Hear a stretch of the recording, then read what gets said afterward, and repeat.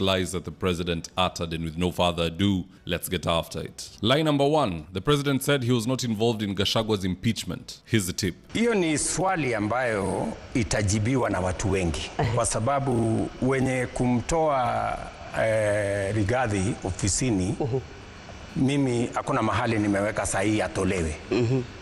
Sheria ilifuatwa, lakini wacha nikujibu. Wenye kumtoa wakamtoa. Now that's total hogwash. Why so? Because we have a video of Gladys Boss-Sholei exposing that the president told them to impeach Gachagua. Here it is. It is a great day, and it's a day that we just give thanks. You know, I'm one of these people, I'm told to speak briefly, I speak briefly. Your Excellency, I'm your loyal foot soldier. When you tell me speak briefly, I speak briefly. If you tell me Gachagua ende nyumbani, Gachagua anaenda nyumbani. So I always follow orders, and I will follow those orders today, and therefore I'll be very brief. I've just come to say thank you, Your Excellency, for supporting this church. I also want to say... let's continue. Lie number 2. The president said that he launched the road that goes all the way to Gachagua's homestead in Wamunyoro. Here's the tip. Nimesikia hata viongozi wengine wanasema Ruto ni muongo, sijui hakuna kitu amefanya. Sasa nikuulize, mimi nilikuja hapa, tukaenda hapa just not far from this state house, hapa Katonganga, tukaanzisha ile barabara inatoka Maroa, napitia hapo kwa Wamboi, napitia hapa kwa Wamunyoro hapa.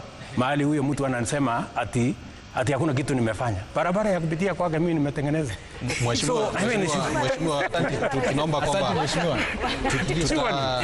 anyway, tuachane na hiyo story. Haya, tuendelee.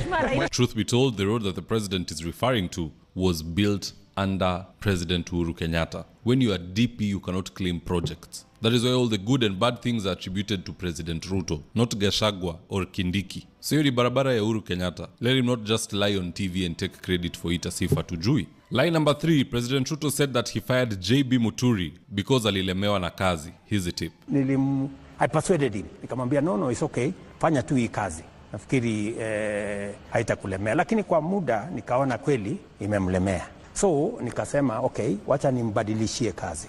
Nikampatia kazi ya waziri. Lakini hata wewe unajua. Sasa hapo katikati akagoma kuja katika baraza la mawaziri. Sasa mimi nataka nikuulize wewe, ni mimi nimvuta kazi ama ni yeye alijivuta kazi? Sasa wewe ni waziri, baraza la mawaziri umeigomea.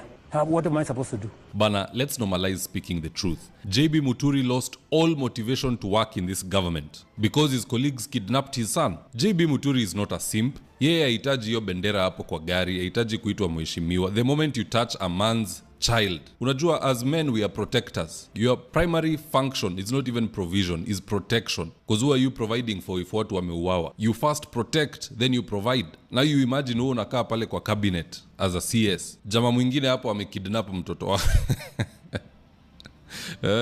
Muturi is telling us it's Haji, it's Drini Nani. You call them, they don't pick your calls. You have to go to the president for him to call Nurdin Haji for your son to be released. What kind of transaction is that? Hata mimi singeenda kazi. In fact, ningejiuzulu. Or even better, what Muturi did is the right way. Unakaa, unawasumbua, unawafrustrate because of what they did. So there's no need to call Muturi incompetent or ati yako anataka kazi. The truth is, Muturi lacked motivation. No one will work for a company where their child can go missing on behalf of that company or government or entity or whatever. Lie number 4, the president claimed that he got rid of Gachagua because he couldn't work well with anybody. Just listening to this. Baada ya uchaguzi, si tukaanza kazi.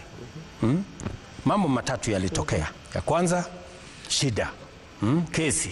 Kila siku kwa kesi. Itumbi amesema sijui ameandika nini. Sasa tukafanya kesi. Kaita Itumbi. Deputy President ameketi hapo, mimi hapa. Wewe Deputy President anasema umefanya. Haya, tunamaliza kesi. Next, baada ya wiki moja, Faruk PA, mtu mdogo, amefanya. Haya, naita Faruk, nafanya kesi.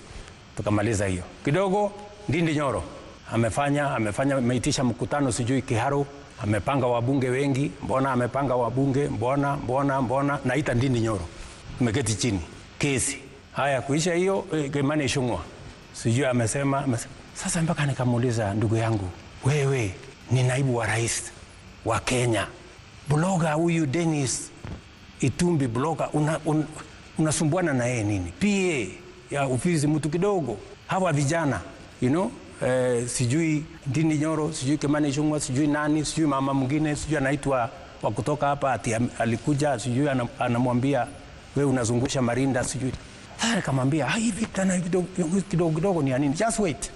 Now, why would anyone buy that story? The president himself couldn't work with Ababu Namwamba, alimfuta kazi. He also couldn't work with Aisha Jumwa, akamfuta kazi. He couldn't work with Susan Ehumicha, akamfuta kazi. He couldn't work with Ndindi Nyoro as budget committee chair. Neither could he work with JB Muturi. He couldn't even work with Rigiji, alimfukuza, he got him impeached. Yet he's saying Gachagua couldn't work with people. Look at the amount of people who the president could not work with. Kazi ni kufuta na kuimpeach na nini. So that is a case of high level hypocrisy. Number 5. Now this might not necessarily be a lie, but it's worth touching on. President Ruto insulted the sitting deputy president of Kenya by calling him kijana mdogo, yet Kindiki was in his home area of Mlima Kenya. Here's a tip. Sasa wakati hawa viongozi wameniletea majibu, nikawaambia wacha nifikirie kama vile tutakavyoenda. Mwisho nikawapasue, nikawaambia sikizeni.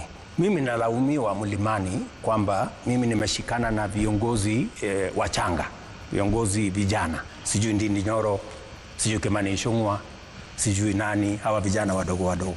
Na hata huyo profesa ako katika kiwango hiyo.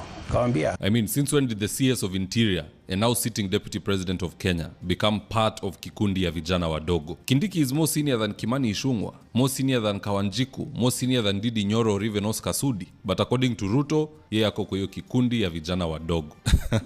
This guy doesn't respect Kindiki, and soon he'll get rid of him in exchange of Gladys Wanga. I'm not being a hater, I'm just calling it how I see it. Anyway, long story short, this was a very shameful interview.